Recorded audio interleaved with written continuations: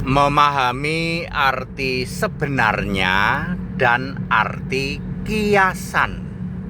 Saya Pendeta Tan Honai dari Gereja Allah Gaifu. Bapak Ibu Saudara, ayat Alkitab itu ada arti sebenarnya, ada arti kiasan.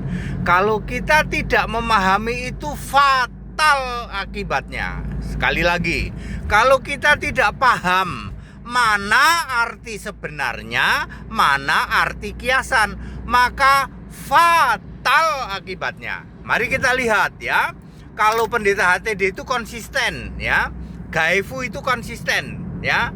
Kalau mengatakan hari ini mengatakan itu kiasan, besok juga kiasan ya, nggak berubah ya. Kalau sebenarnya ya arti sebenarnya. Mari kita lihat ya. Peperangan di surga, Wahyu 12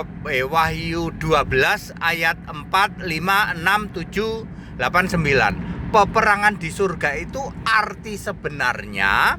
Apa arti kiasan? Arti sebenarnya memang dulu pernah ada peperangan di surga. Ya, hanya beberapa tahun setelah Adam diusir dari taman di Eden, maka terjadi peperangan di surga. Lalu perang beneran, iblisnya kalah, maka iblisnya diusir. Nah, kedua, perkawinan di surga. Ini arti sebenarnya apa arti kiasan? Arti kiasan. Artinya bersatunya Allah dengan umatnya manusia. Ya, dari bumi mau laki mau perempuan, kalau sudah di surga menjadi pengantin perempuan, pengantin wanita ya. Di surga tidak ada gender ya. Oke, jadi perkawinan di surga arti kiasan. Duduk sebelah kanan gimana Pak HTD? Duduk sebelah kanan ya. Duduk sebelah kanan adalah arti kiasan berapa ya? Matius 2 berapa ya? 26 ayat 54 ya. Apa 2756 ya, antara daerah situlah ya. Duduk sebelah kanan artinya Yesus fisik manusia, itu arti kiasan ya. Yesus fisik manusia berubah menjadi roh, menjadi Allah, menjadi yang maha kuasa, yang maha besar. Betapa fatalnya kalau Anda gagal memahami ini. Lalu Anda mengira di surga ada Bapa di kiri, lalu Yesus di kanan. Ya, kalau Anda gagal atau Anda tidak paham arti dari duduk sebelah kanan, maka betapa fatalnya ya. Wahyu 4 ayat 2 justru menjelaskan di surga hanya ada seorang, yaitu Yesus Tuhan Allah itu. Contoh lain, Bapa itu arti sebenarnya apa arti kiasan? Bapa ya Bapak gitu, sama dengan Bapak gitu. Arti sebenarnya apa arti kiasan? Arti kiasan. Yohanes 16 ayat 25, Bapa itu kiasan Yesus Allah. Yesus fisik manusia berdoa sujud menyembah kepada Yesus Allah yang roh di surga, yang dipanggil dengan Bapa.